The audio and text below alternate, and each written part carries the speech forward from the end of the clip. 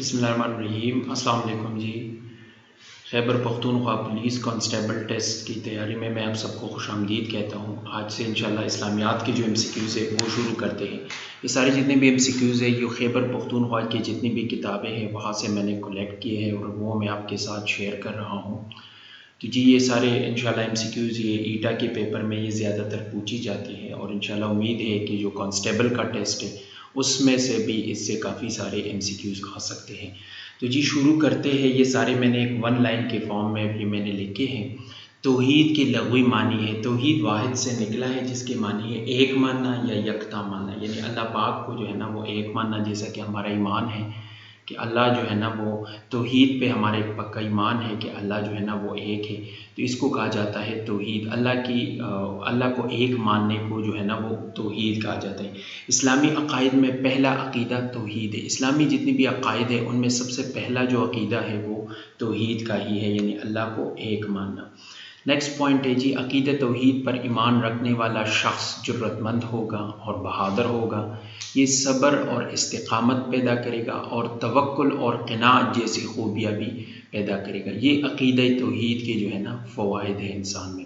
لفسدتا کے معنی ہے فساد برپا ہوتا ہے ڈیش میں، تو فساد برپا ہوتا ہے زمین میں، ٹھیک ہے جی۔ اب اس کی توحید کی جو بالکل اپوزٹ یعنی کہ جو بالکل مختلف لفظ ہے تو اس کو کہا جاتا ہے شرک، یعنی کہ اللہ پاک کے ساتھ کسی کو شریک ماننا۔ تو شرک سے مراد اللہ کے وجود سے انکار کرنا۔ اور جو سورہ اخلاص ہے اس میں جو آیا ہے لم یلد، تو لم یلد کا مطلب یہ ہے نہ کسی کا باپ ہے۔ یہ MCQs میں اکثر آتے ہیں کہ لم یلد کا کیا معنی ہے، تو لم یلد کا معنی ہے نہ کسی کا باپ ہے۔ اذان کی لغوی معنی ہے بلاوا یا اعلان کرنا، ٹھیک ہے جی۔ محمد صلی اللہ علیہ وآلہ وسلم نے مدینہ میں پہلے مسجد قباء اور پھر مسجد نبوی تعمیر کی تھی۔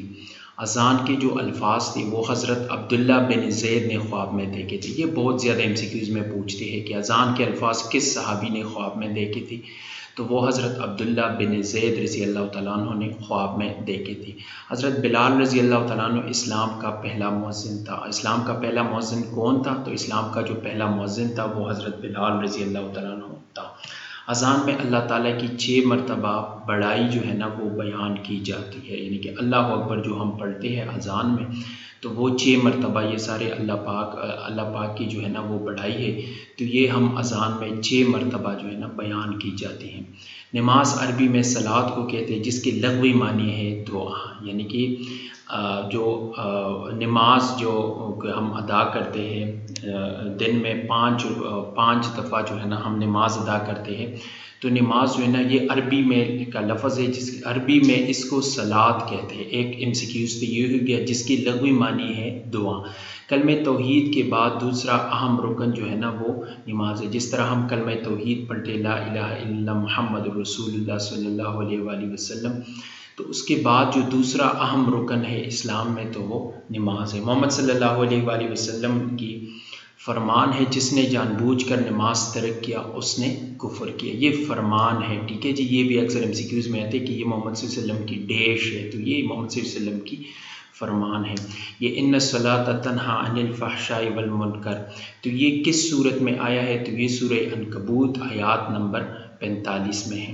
نماز کی شرائط کتنے ہیں، تو نماز کے جو ہے نا وہ ٹوٹل 6 شرائط ہیں۔ ایک ہے طہارت 2 قسم، ایک کپڑے یعنی کہ بدن کی صفائی ہوتی ہے، جگہ کی بھی صفائی، کپڑوں کی صفائی یہ ہے۔ سطر، قبل رکوع کھڑے ہونا، وقت کا تعین کرنا اور نیت کرنا، یہ 6 شرائط ہیں نماز کے۔ اور نماز کی جو ارکان ہے وہ 7 ہے، تو اس طرح نماز کی جو ٹوٹل فرائض ہو گئی وہ 13 ہو گئی، 6 + 7۔ 7 کون کون سے ہیں جی، تکبیر تحریمہ جو کہ ہم اللہ اکبر جو پڑھتے ہیں، قیام، قرت، رکوع، سجدہ، آخری قاعدہ اور سلام، تو یہ ٹوٹل جو ہے نا یہ 7 جو ہے نا وہ ارکان ہو گئی نماز، یعنی کہ اس کے بغیر جو ہے نا نماز اگر آپ ان میں سے کسی ایک کو چھوڑتے ہیں تو آپ کا نماز جو ہے نا وہ کمپلیٹ نہیں ہے، مکمل نہیں ہے، آپ یہ اللہ پاک یہ قابل قبول نہیں ہے۔ تکبیر تحریمہ کے معنی ہے کہ کسی چیز کو حرام قرار دینا، ٹھیک ہے جی۔ تکبیر تحریمہ کی کیا معنی ہے، کسی چیز کو حرام قرار دینا، یعنی کہ ہم دنیا کے سارے کاموں کو چھوڑ کر اپنے اللہ کے سامنے کھڑے ہوتے ہیں تو اس کو کہا جاتا ہے، جو اللہ اکبر ہم کہتے ہیں نماز میں پڑھتے ہیں تو اس کو کہا جاتا ہے تکبیر تحریمہ۔ نماز جنازہ میت کے لیے جو ہے نا یہ دعا ہے۔ نماز جنازہ جو ہے نا یہ فرض کفایہ ہے، اور ایک پہلی بات یہ ہے کہ یہ فرض کفایہ ہے، اور یہ میت کے لیے جو کہ جس کی ڈیتھ ہوتی ہے، جس کی موت ہوتی ہے، اس کے لیے ہم لوگ جو ہے نا وہ دعا کرتے ہیں۔ جس نے نماز جنازہ پڑھی اس کے لیے ایک قرات ثواب ہے، ایک قرات احد کے پہاڑ کے برابر ہے۔ تو اگر جس نے کسی شخص کی نماز جنازہ پڑھی تو اس کا جو ثواب ملتا ہے وہ ایک قرات ہے، اور ایک قرات کتنا ہے؟ ایک قرات احد کے پہاڑ کے جو ہے نا وہ برابر ہے۔ نیکسٹ پوائنٹ ہے جی، نماز جنازہ فرض کفایہ ہے، یعنی کہ اگر پوری محلے میں سے بھی ایک شخص کسی شخص کی نماز جنازہ ادا کی جاتی ہے تو اس کا مطلب یہ ہے کہ یہ پوری محلے کا وہ ہو گیا۔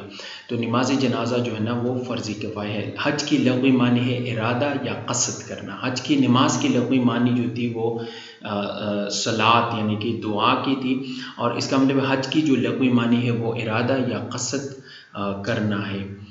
حج 9 ہجری میں فرض ہوا تھا، ٹھیک ہے جی۔ حج ہمارے اندر ایثار اور ہمدردی پیدا کرتے، کیونکہ پوری دنیا سے جتنی بھی مسلمان ہیں وہ آتے ہیں تو یہ انسان میں جو ہے نا ایثار اور ہمدردی پیدا کرتے ہیں۔